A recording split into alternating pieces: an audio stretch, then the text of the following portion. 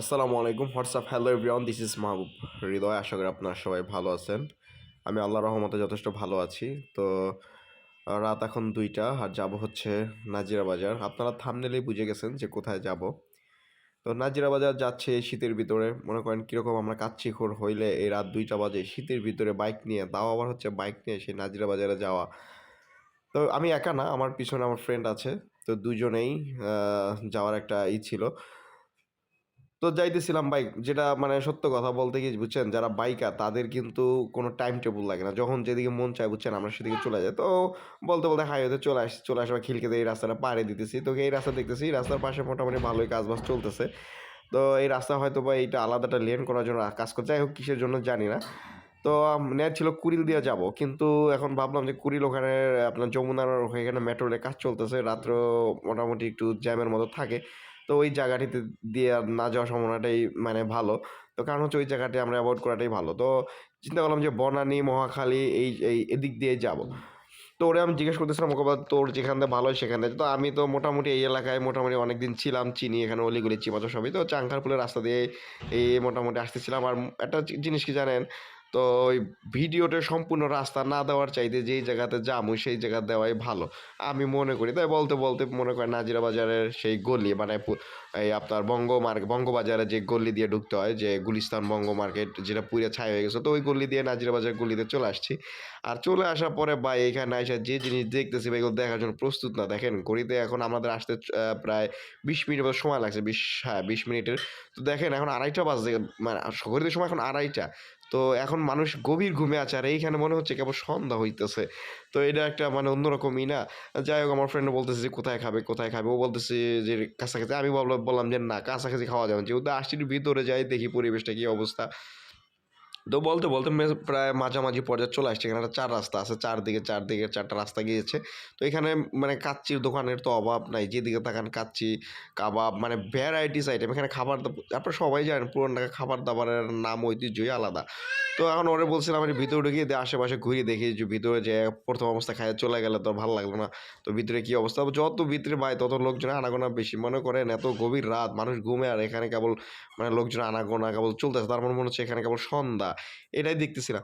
তো যাই হোক এখন বলতে এখন বলতেছে যে না আর ভিতরে যাওয়া সম্ভব না। তো এই ভাবলাম যে দেখি কোথায় বাইক রাখা, যেহেতু বাইক নিয়ে আসছি, বাইক এমন জায়গায় বসতে হবে যাতে বাইকটা রাখা যায়, সেখানে বসে রিল্যাক্সে খেতে পারি। তো এই জায়গাটাতে বেশ ফাঁকা ছিল, পরে ওরে বললাম এইখানে দাঁড়ায়, ও বলতে আচ্ছা ঠিক আছে এখানে দাঁড়ায় বাইক রেখে খাওয়ার একটা থাকবে। পরে চিন্তা করলাম যে বাইক রাখালে হবে না, খাবার আছে কিনা দেখতে হবে। তো আমি আবার ওরে বললাম যে তুই দেখো না, ওর নাকি একটু শরম করে। তো যাই হোক শরম করলে হবে না, টাকা দিয়ে খাইতেছি, এখানে শরম করলে কাজে হবো। যাই হোক গা, সমস্যা নেই। আর শীতে হাত পা জমে যাচ্ছিল এমন একটা অবস্থা। আর কি আর করবো, পরে আমি বললাম যে মামা আছে কিনা, ও বললো যে আছে মামা। পরে একটু ভাবলাম একটু দেখি দেখার মতো, দেখলাম যে মোটামুটি শেষ পর্যায়ে তো কিছু আছে খাওয়া যাবে। তো যাই হোক ওরা বললাম যে আর সমস্যা নেই, এখান থেকে খাইলে একটু ঘুরে যামুগা। তো বলতেছে আচ্ছা ঠিক আছে।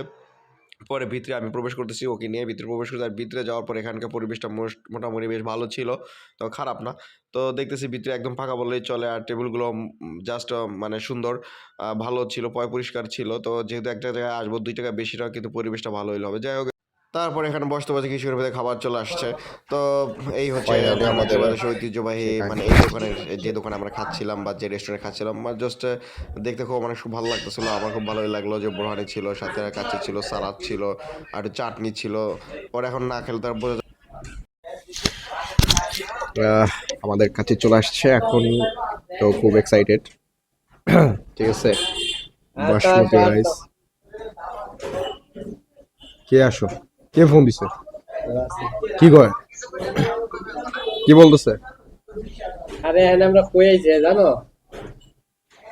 এই কি অবস্থা, ভালো আছো?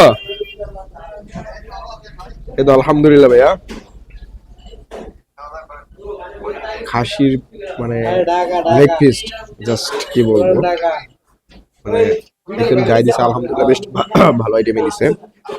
তো এই হচ্ছে 300 টাকার প্যাকেজ। কও তো এখন দাম একটু মানে খাই টেস্ট করছি।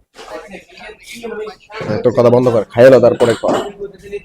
আচ্ছা ফাইনালি আমার ফ্রেন্ড কথা বলতেছে আর আমি খাওয়ার প্রিপারেশন নিচ্ছি, দেখি খাবারটা কেমন লাগতেছে। ঠিক আছে থাকো তো তাইলে আশা করি ভালো হওয়ার কথা। 2 পিস মাটন, পরে 2 পিস বন্ধু হচ্ছে মাটন। আর আমি উইন্ড ব্রেকারটা পরেই খাইতেছি, কারণ হচ্ছে শীত, প্রচুর শীত। শীতের ভিতরে যদি আসছে বিসমিল্লাহির রহমানির রহিম।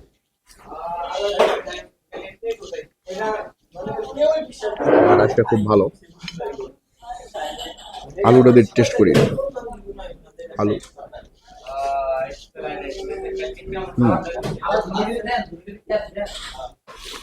আলুটা বেশ ভালো।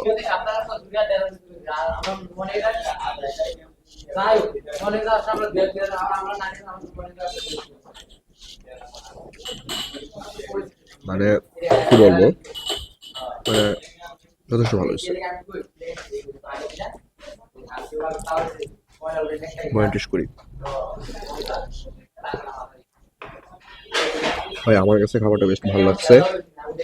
আগে খাই তারপরে কথা হবে।